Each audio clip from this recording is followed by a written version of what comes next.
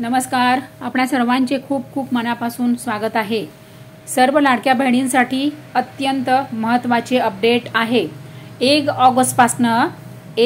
ऑगस्टपासून सर्व लाडक्या बहिणींसाठी आता हे नवीन नियम लागू झालेले आहेत. तर तुम्हाला या सगळ्या गोष्टी ज्या आहेत, ज्या नियम बदललेले आहेत, त्या गोष्टी तुम्हाला म्हणजे करणं अतिशय बंधनकारक आहे. तर तुम्हाला लाडकी बहीण योजनेचे यापुढील येणारे सर्व हप्ते मिळतील.